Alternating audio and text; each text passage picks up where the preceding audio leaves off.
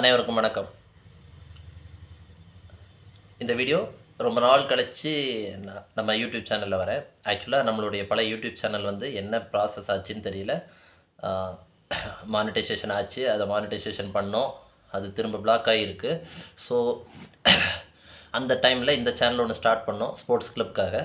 But ஃபர்தராக அப்படி இந்த ஸ்போர்ட்ஸ் கிளப் சேனலை திரும்ப யூஎஸ்ஆர்பி சேனலாகவே மாற்றிக்கலாம் அப்படின்னு சொல்லி கன்வெர்ட் பண்ணியாச்சு. ஸோ அதில் ஃபஸ்ட் வீடியோ இப்போ 2023 பிசி ரிசல்ட்டும் போட்டிருந்தாங்க, எஸ்ஐ ரிசல்ட்டும் போட்டிருந்தாங்க. ஸோ அந்த எஸ்ஐ ரிசல்ட் பிசி ரிசல்ட் எல்லாம் சேர்த்து ஒரு ஃபங்க்ஷன் கொண்டாடினோம், சாதனையாளர் சங்கமன்ற பேரில். ஸோ 27 பேர் நம்ம ரிசல்ட்டு, 24 பேர் பிசி ரிசல்ட்டு, 3 பேர் எஸ்ஐ ரிசல்ட்டு. அதில் உங்களுக்கு தெரிஞ்சது தான், கேர்ள்ஸில் ஓவரால் 5th ரேங்க் ஸ்டேட்டில் நம்மளுது எஸ்ஐயை பொறுத்த வரைக்கும் அந்த பொண்ணுக்கு ஃபயர் ஆஃபீஸர் கிடச்சிது.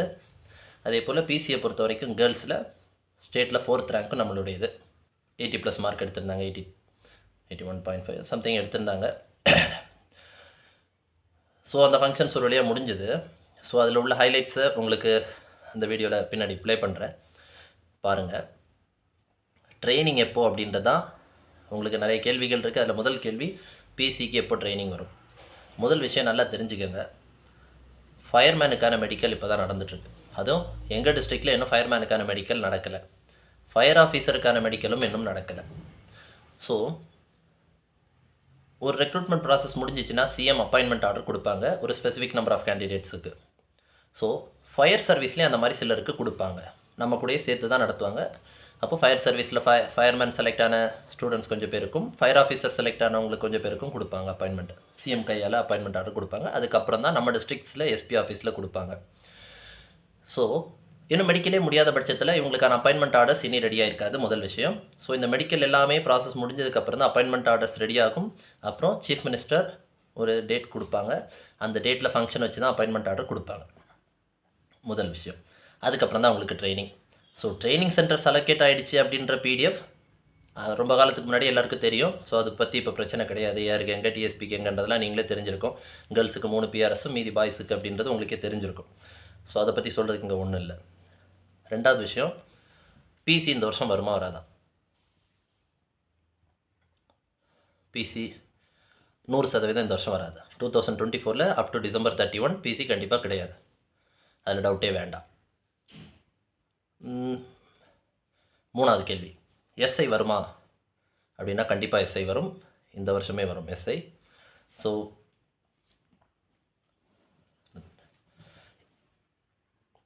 எஸ்ஐ கண்டிப்பாக இந்த வருஷம் வரும், அதில் டவுட்டே இல்லை. ஸோ எஸ்ஐ ப்ரிப்பேர் பண்ணுறவங்க தைரியமாக நம்பி ப்ரிப்பேர் பண்ணலாம். நாலாவது விஷயம், பிசி ட்ரைனிங் மோஸ்ட் ப்ராபபிளாக அப்பாயின்மெண்ட் ஆர்டர் வரும்போதே நவம்பர் லாஸ்ட் ஆகிடும் உங்களுக்கு. ஸோ டிசம்பர் தொடக்கங்கள் அப்படி வாய்ப்பில்லை. நிறைய பேர் சொல்லுவாங்க ஜனவரியில் இது வரைக்கும் நடந்ததே இல்லைன்ட்டு. எங்கள் பேட்சே பிப்ரவரியில் தான் நடந்துச்சு. 2015 எஸ்ஐ பிப்ரவரியில் தான் ட்ரைனிங் ஸ்டார்ட் ஆச்சு. 2011 எங்கள் பேட்ச் பிப்ரவரி தான் ஸ்டார்டிங்கு. ஆல்மோஸ்ட் அதுக்கெல்லாம் டேட்டெல்லாம் ஒன்றும் கிடையாது. பட் சிஎம்முடைய அப்பாயின்மெண்ட் ரிசீவ் பண்ணக்கூடிய டேட்டு தான் டிசைடிங் ஃபேக்டர், அதை பொறுத்து தான் ட்ரைனிங் சென்டர். அடுத்த நாலாவது கேள்வி, எஸ்எஸ்சி ஜிடி எவ்வளோ கட் ஆஃப் வரும்? பாய்ஸை பொறுத்த வரைக்கும் கூட ப்ரெடிக்ட் பண்ணிடலாம், 80 to 83 இந்த ரேஞ்சுக்குள்ளே நிற்க போகுது. ஓபிசி கம்யூனிட்டிக்கு 80லேருந்து 83க்குள்ளே நிற்க போகுது. ஸோ பாய்ஸை ப்ரெடிக்ட் பண்ணிடலாம். பட் இந்த கேர்ள்ஸை ப்ரெடிக்ட் பண்ணவே முடியாது. ஏன்னா ஒவ்வொரு நாளும் நம்ம பிள்ளைங்க ஓடுன அன்னைக்கு அங்கே சென்டர்லேயே டியூட்டியில் இருக்கவங்க கேட்டிருக்கிறாங்க, எத்தனை பேர் 100க்கு மேலே எடுத்துருக்கிறீங்க, எத்தனை பேர் 90க்கு மேலே எடுத்துருக்கீங்கன்னு கை தூக்க சொல்லியிருக்கிறாங்க.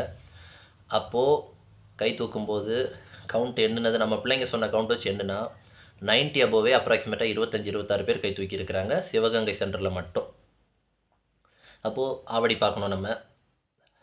ஸோ இதெல்லாம் பார்க்கும்போது ஓபிசி கேர்ள்ஸுக்கு மொத்தம் 40 வேகன்சி தான் இருக்குது. மேபி அன்ரிசர்வ்டு கேட்டகரிக்கு அப்கிரேட் ஆனாலும் so girls cut off predict பண்ண முடியலை. ஸோ இப்போ போகிற போக்க பார்த்தா 85க்கு வேலை வருமானதே டவுட் மாதிரி தான் இருக்குது. ஸோ அது ஒரு சைடு இருக்கட்டும். ஸோ கேர்ள்ஸ் கட் ஆஃப் என்னுடைய வாயிலிருந்து நான் ப்ரெடிக்ட் பண்ண விரும்பவில்லை. Boys cut off anything around 80 to 83. அடுத்தது, இந்த ஜிடி எப்படி இருக்கும்? இந்த ஜிடி ஜனவரியில் தொடங்க போகுது எக்ஸாம். ஸோ இந்த ஜிடிக்கு நல்லா ஹார்டாக ப்ரிப்பேர் பண்ணுங்கள். ஏன்னா தமிழ் கட் ஆஃப்ன்றனால பாருங்கள் இப்போவே நல்லா ரைஸ் ஆகி போயிடுச்சு. ரெண்டாவது பிசி இது வரைக்கும் நோட்டிஃபிகேஷன் வரல அண்ட் இப்போவும் வராது அப்படின்னும்போது நேச்சுரலாகவே எல்லோரும் என்ன பண்ணுவாங்க, தமிழில் இருக்குன்றனால இந்த ஜிடி எல்லாருமே எழுதுவாங்க.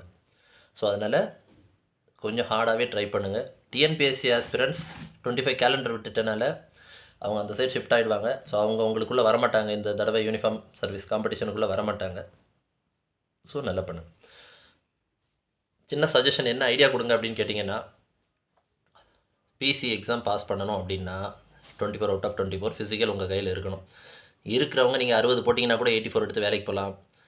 பட்டு ஃபிசிக்கல் 20 வச்சுட்டு நான் வேலைக்கு போகணும் அப்படின்னு நினைக்காதீங்க. ஏன்னா முன்னாடி மாதிரி 6 மந்த்ஸ் 5 மந்த்ஸ் எல்லாம் கிடைக்கல ஃபிசிக்கலுக்கு.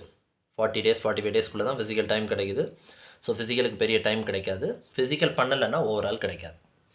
அதே போல் எஸ்ஐயை பொறுத்த வரைக்கும் இன்டர்வியூவில் பிக்கப் பண்ணிக்கலாம் அப்படின்னாலுமே ஃபிசிக்கல் நீங்கள் வீக்காக இருக்கிறவங்க எனிதிங் அரௌண்ட் ஒரு 125 மார்க்ஸ் போடுங்க. அப்போ தான் உங்களுக்கு வந்து ஓவரால் ரீச் ஆகும்.